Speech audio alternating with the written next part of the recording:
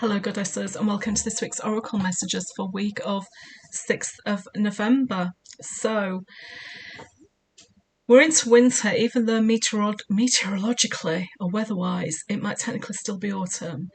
We are in an energetic state of winter. It has come upon us.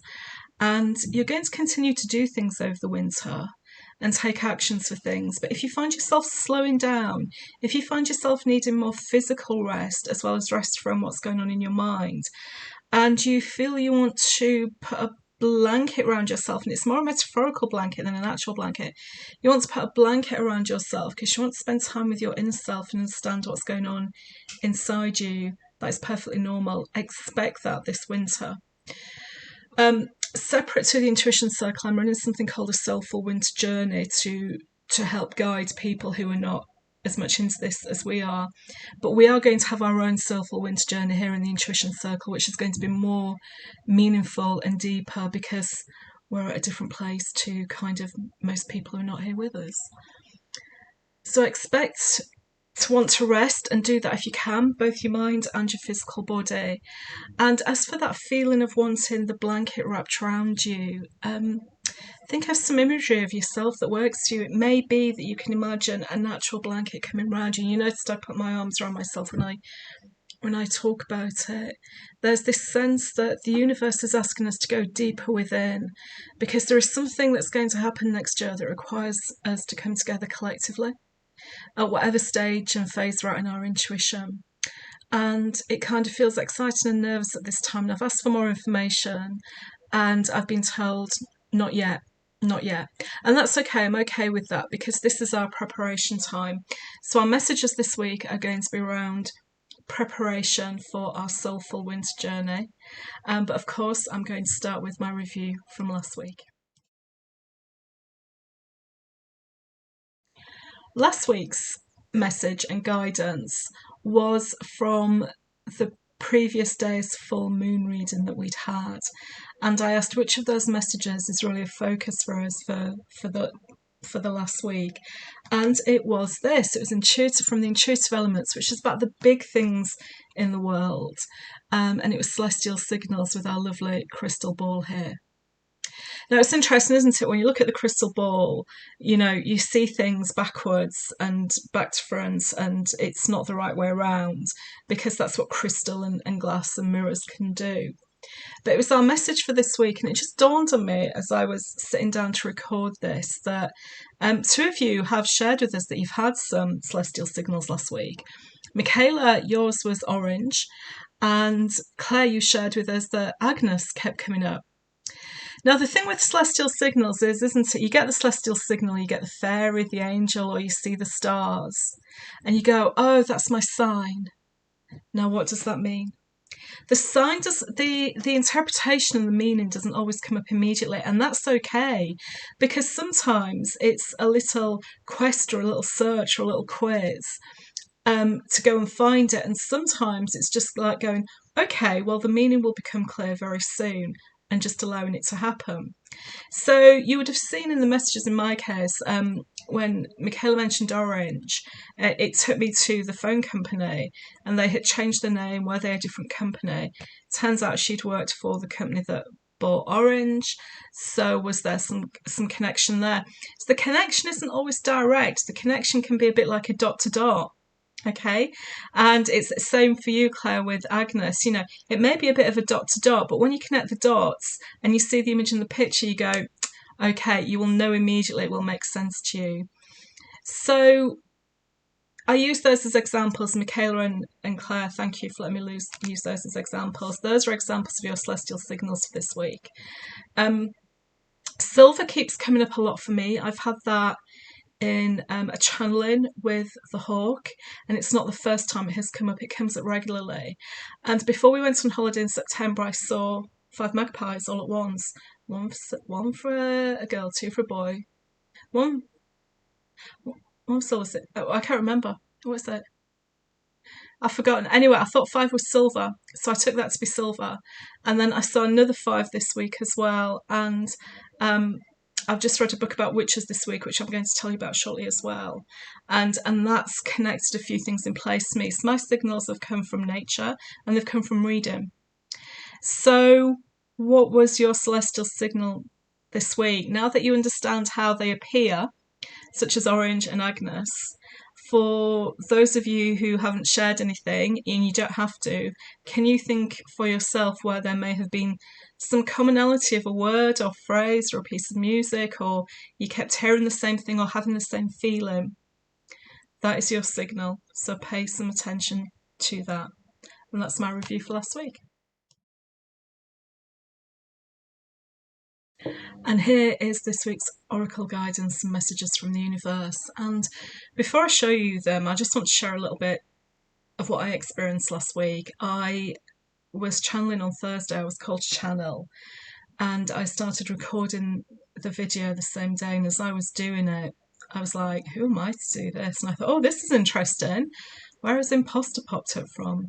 But each time, Spirit takes me a little bit deeper and trusts me more with, some level of the plans that are going on in the world. I get that. Imposter pops up and says, oh, look, no, we've been here before, we've done this, we don't want to do that, we've gone far enough now. And I'm like, no, it's okay, it's been fun before, it's going to be fine again. I understand why you feel like this because it's new, but every time we do something new, we get over it and we move on. And the kind of, who am I to do this? I'm like, well, of course I must do this. This is what I've been called to do. I didn't choose to do this. I've been called to do it. So our Soulful Winter Journey is about the call, hearing the call and responding to it. And the reason I'm sharing this with you is because I'm in awe of the 3 messages that we have come out, and I promise you I did a really good shuffle on this. And our first message, all 3 of them are for intuitive elements, which is about the bigger things that are going on in the world. It's about the macro elements of the world we live in as opposed to our personal individual elements. And it's collective empowerment. I specifically asked this question of the universe: how do we start our soul journey together this week? And I asked about the circle specifically. Collective empowerment. We are a collective in the circle, and a collective is, a collection of individuals who are like-hearted, which is what we are. We're very different personalities. We have very different lives, but the one thing we have in common is intuition. So collective empowerment is a reminder for all of us that we are here to support one another, whatever is going on in life. And some of us are going to have big challenges over the winter in relation to how we feel about ourselves, our changing view of ourselves and who we are, and stepping into something different and what we want to become. And that can feel scary. And I know, because I did all this on my own, because I didn't have anyone to talk to, which is part of the reason I do this now. If this happens to you, there is power in the collective. You can come and talk to me. You can share it within the group. You can talk to someone else in the group that you've got to know, if that helps. But the first step in our soulful journey is our power as a circle and our collective empowerment.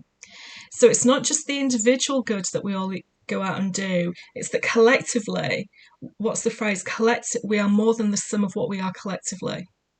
I can't remember the phrase, but I think you know where I'm going.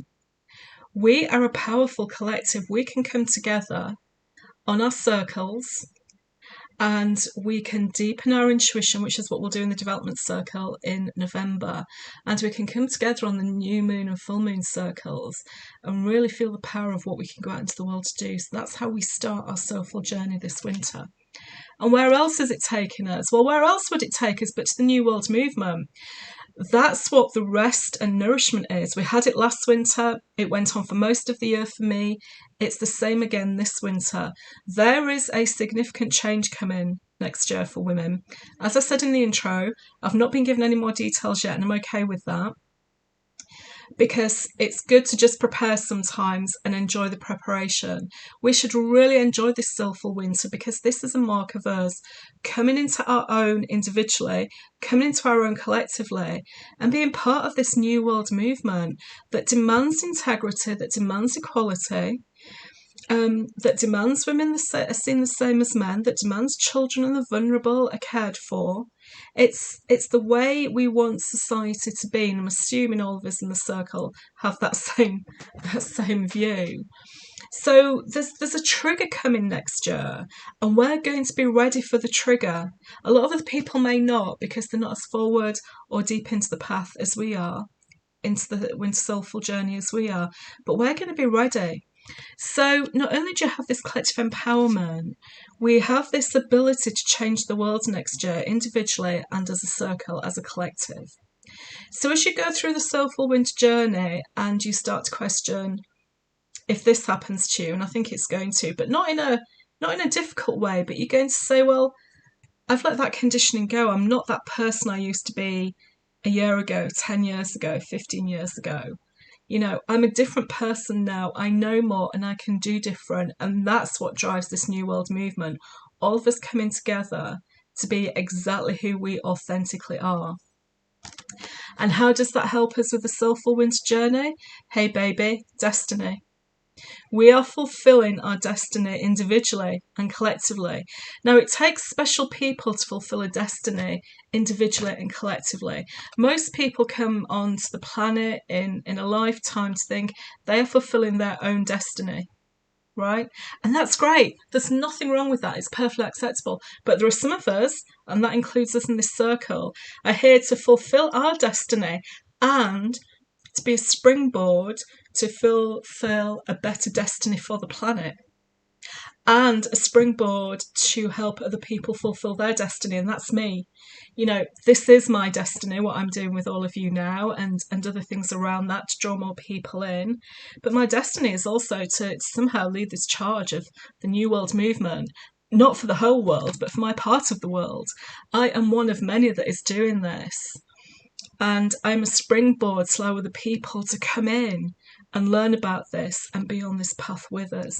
And the spirit of the universe is guiding us through all this. So as you start to feel the collective empowerment of this circle, and I really hope you do, and as you start to shift and really embrace and understand your values and what you're prepared to tolerate and what you're not prepared to tolerate, and how we are in the world, it's not about screaming and shouting and creating conflict. It's about discussion, consultation, making change, and making clear what you will tolerate and what you won't. And the spirit of the universe is helping us to do that. We ask for help from the spirit of the universe as well. And if the destiny feels all too big at the moment, just take a deep breath. All of this should feel exciting. And if, like me, you get the imposter pop up, it's okay. That's just part of the soulful journey. It's just part of the soulful journey for this winter. I love this reading more than I've loved any other reading. So how do we start our soulful journey? Together. We start it together. We're not on our own. We start it get together with a collective empowerment, because we're helping to change the world. It's as simple as that. And I sit here and say it, and you may think, wow, that's kind of like really big. It is big, but remember, we're doing it in our part of the world, just as all other women around the world are doing it as well. And we're fulfilling a destiny from the spirit of the universe. I just adore this. I adore this so much. If you've got any celestial signals that keep coming up following the full moon, just keep paying attention to them and notice them. And if you want some help to interpret our ideas and you're comfortable putting that in the chat, please do, or get in touch with me individually if you want to do that. We're back together as a circle on Monday the 13th. Actually, let me just check that because I get my dates wrong. Yeah, Monday the 13th, so next Monday, we will have the new moon circle, and then 2 days later, on the 15th, Wednesday the 15th, we have the development circle. So we have 2 circles in 1 week. The development circle will be guided by what comes up in the new moon messages, but I think it's also going to be very much guided by these messages as well, the start of our soulful winter journey. I'll see you soon. Take care. Bye.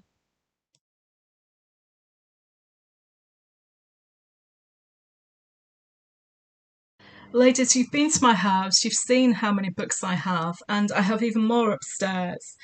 And I don't let go of books, and I don't lend out books. So if I recommend a book to someone and I think they should have it, I will buy it them rather than lend it. But that's about to change. I have just finished reading this. It's a fictional book, a fictional story, or is it? That's the question. Now She Is Witch. I have absolutely adored reading this, and because I loved it so much, I've been guided that I should not keep this to myself and that I should share it, which is a bit different for me. So, whichever of you would like to read this first, let me know, send me a message, and I will post this onto you to read. And it's a book that needs to be kept being passed on to people to read. It's the most beautiful story. Historical facts are included within what is a fictional story, although, may not be a fictional story from my perspective. So if you'd like to read this, the first one who sends me a message, I will send it to you first. All right, take care, bye.